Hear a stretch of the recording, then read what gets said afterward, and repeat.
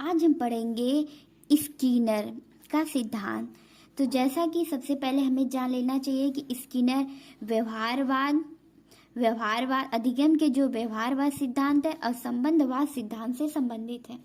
तो ऐसा क्वेश्चन आता है कि ऐसा दे देगा ऑप्शन में कि इनमें से व्यवहारवाद और संबंधवाद से संबंधित कौन है, तो स्किनर है, थॉर्नडाइक है, तो पॉलर, तीनों है। तो तीनों अगर है आंसर में तो जो भी है हमें लगा देना है कि व्यवहारवाद और संबंधवाद से संबंधित है, अधिगम के व्यवहारवाद और संबंधवाद से संबंधित है। एक व्यवहारिक मनोवैज्ञानिक थे। स्किनर कैसे मनोवैज्ञानिक थे? व्यवहारिक मनोवैज्ञानिक थे। इनका पूरा नाम था V.F. स्किनर। ये कहाँ के थे? वे अमेरिकी मनोवैज्ञानिक थे।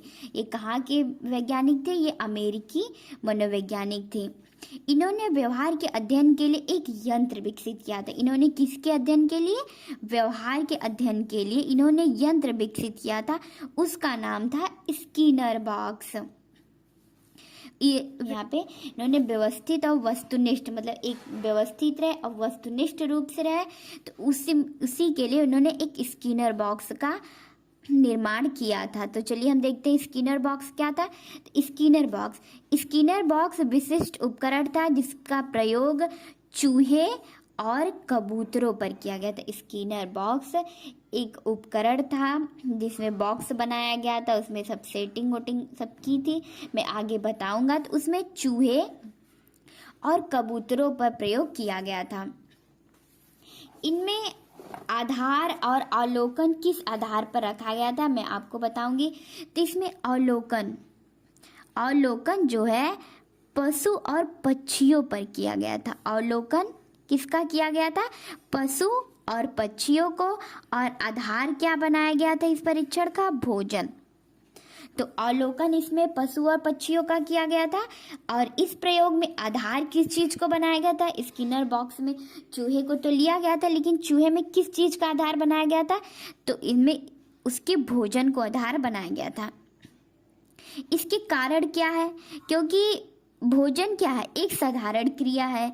कम समय में अधिक से अधिक तथ्यों का संकलन भी किया जा सकता है। अगर भोजन आधार बनाए हैं अपने प्रयोग का, तो इनसे कई फायदा है कि ये एक साधारण क्रिया सभी प्राणी करते हैं और कम समय में अधिक से अधिक तथ्यों को संकलित किया जा सकता है। प्राणी से अपनी ओर से व्यवहार की पहल करता है। जिसे भूख लगी हो कुछ जरूर अपने तरफ से व्यवहार करेगा।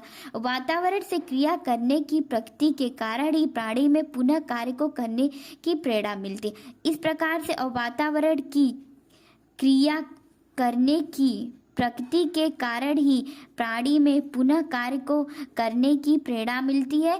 तो इसीलिए इन सभी कारणों से इन्होंने व्यवहार को आधार बनाया था। अवलोकन पशु पक्षियों पर किया था, आधार उनके भोजन को बनाया था।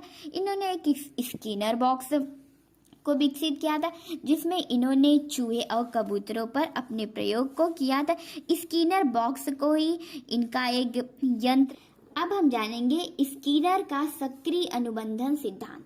अभी तक तो हमने जान लिया कि स्किनर कहाँ के मनोवैज्ञानिक है, क्या नाम है, इनका अध्ययन किस पे था, अवलोकन, आधार क्या था, कारण थे।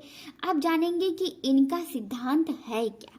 तो स्किनर का सक्रिय अनुबंधन सिद्धांत, इन्हें जो है क्रिया प्रसूत अनुबंधन सिद्धांत के नाम से भी जाना जाता है। ये जो सक्रिय अनुबंधन सिद्धांत है इन्हें क्रिया प्रसूत अनुबंधन सिद्धांत के नाम से भी जाना जाता है। ये कुछ कार्य पर आधारित है जो व्यक्ति अपने व्यवहार के द्वारा करता है। व्यक्ति खुद ही ये ऐसे कार्य पर आधारित है कि व्यक्ति खुद की स्वेच्छा से ही करता है। जैसे भूख लगी तो भोजन के लिए जो उछल कूद पाने का प्रयास, तो वो व्यक्ति खुद ही व्यवहार करेगा। तो इसलिए इन्होंने ऐसी चीजों को आधार बनाया था। इसमें शास्त्रीय अनुबंधन के सभी सिद्धांत पाए जाते हैं। शास्त्रीय अनुबंधन सिद्धांत आप याद करिए, जो पावलोव थे उनका है शास्त्रीय अनुबंधन सिद्धांत। तो उसके जैसे ही इनका ये सिद्धांत है, ऐसा माना जाता है। कुछ सिमिलर है लेकिन अंतर भी है। ऐसा नहीं कि सारा एक जैसे, लेकिन अंतर भी है। क्या अंतर है? पावलोव में क्या था? पावलोव में प्रयोज जो कुत्ता है क्रिया नहीं करता।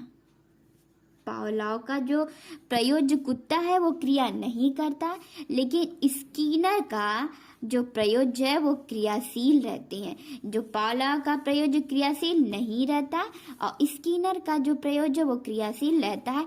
यही शास्त्रीय अनुबंधन सिद्धांत और सक्रिय अनुबंधन सिद्धांत में अंतर है, या पावलोव के सिद्धांत और स्किनर के सिद्धांत में यही अंतर है, नहीं तो लगभग देखा जाए तो सेम ही है।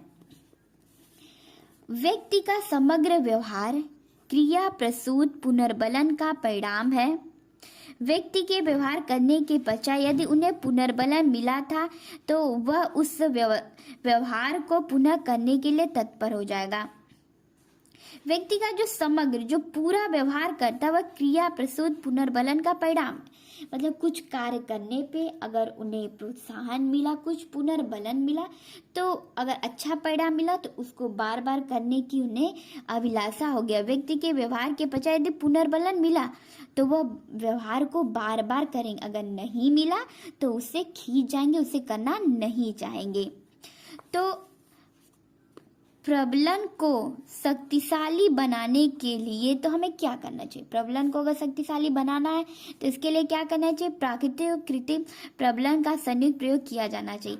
कुछ जो प्राकृतिक नेचुरली प्रबलन है, मतलब प्रबलन मतलब प्रोत्साहन, उसे देना चाहिए, और कुछ कृत्रिम है पुरस्कार, इन सब रूप में करना चाहिए। तीव्रता व पुनरावृत्ति में वृद्धि हो, जिससे कि वो अच्छी तरह से सीखे और जल्दी जल्दी सीखे। मानव को उद्दीप्त करने के लिए आंतरिक क्रिया को ज़्यादा महत्व दिया जाता है। मानव को उद्दीप्त करने के आंतरिक क्रिया को, मतलब ऐसे उन्हें पुनर्बलन देना चाहिए जिससे कि वो उससे प्रोत्साहित होकर अपने क्रियाकलाप को और तीव्रता से करें और उसकी पुनरावृत्ति भी करें और प्रोत्साहित होकर उसे अच्छी तरीके से करें। स्किनर का जो क्रिया प्रसूत सिद्धांत और सक्रिय अनुबंधन सिद्धांत है वो उद्दीपन अनुक्रिया एवं संबंधवाद पर आधारित है। कैसे? चूहों या कबूतरों के प्रयोग के बाद स्किनर ने दो प्रकार के व्यवहार प्राणियों में पाए। क्या व्यवहार पाए? तो सबसे पहले देखते हैं, तो एक था अनुक्रियात्मक और सक्रियात्मक। अनुक्रियात्मक में वो लोग आते हैं, वे प्राणी आते हैं जब तक उन्हें उद्दीप्त नहीं किया जाता वे अपने कार्य को नहीं करेंगे। जब तक उन्हें प्रेरित नहीं किया जाता वो अपने कार्य को नहीं करेंगे। और सक्रिय व्यवहार में इसमें प्राणी उद्दीप्त से जुड़ा नहीं होता, वह सक्रिय होते हुए अपने कार्य को खुद ही अपने स्वेच्छा से इच्छा से करते हैं। तो अनुक्रियात्मक में प्राणी तभी कार्य करेगा जब उसे उद्दीप्त किया जाएगा, और सक्रिय व्यवहार में तब वो खुद ही इतना सक्रिय रहता है कि वो अपने कार्य को खुद की स्वेच्छा से करता है। तो ऐसा इन्होंने निष्कर्ष निकाला। लास्ट में इन्होंने अपने प्रयोग में अपने सिद्धांत प्रयोग तो अभी नहीं किए हैं, लेकिन बाद में हम आपको पढ़ाएंगे। तो उनके सिद्धांत में इन्होंने निष्कर्ष निकाला कि प्राणी दो प्रकार के होते हैं, एक होते अनुक्रियात्मक और दूसरे हैं सक्रिय व्यवहार वाले। तो अनुक्रियात्मक इन्हें फोर्स करना पड़ता है, इन्हें उद्दीप्त करना पड़ता है तभी अपने कार्यों को करते हैं, और सक्रिय व्यवहार में खुद ही सक्रिय होते अपने कार्यों को खुद ही अपने स्वेच्छा से करते रहते हैं। तो अभी हमने बहुत सा पढ़ा उद्दीपन और अनुक्रिया। तो चलिए देख लेते हैं उद्दीपन और अनुक्रिया होती क्या है। तो किसी कार्य को करने के लिए उकसाना, उत्तेजित करना, बढ़ावा देना। उद्दीपन क्या होता है कि अगर किसी कार्य को करने के लिए कुछ ऐसे उत्तेजित करना, उकसाना, बढ़ावा देना, वही उद्दीपन होता है। अगर किसी को भूख लगी है बहुत जोरों वाली, तब वो भूख से उद्दीप्त होगा तभी अपने कार्य को वो करेगा, नहीं तो नहीं करेगा। और अनुक्रिया किसी कार्य को करने के बाद जो परिणाम होता उसके अनुसार क्रिया को करना। अगर किसी कार्य को किया, हमें अच्छा परिणाम मिला, हम खुश हुए तो उसे और आगे करने का प्रयास करेंगे। अगर नहीं हुए तो उससे निराश होकर नहीं करेंगे। तो उसके परिणाम के अनुसार ही हम अपने कार्य को तो करते हैं। तो हेलो फ्रेंड्स, अगर आपको अच्छा लगे तो प्लीज़ लाइक शेयर सब्सक्राइब करना मत भूलिएगा। और हम अब अपने नेक्स्ट वीडियो में स्किनर का प्रयोग जो उन्होंने चूहे और कबूतर पे किया उसको दिखाएंगे। तो बाय बाय।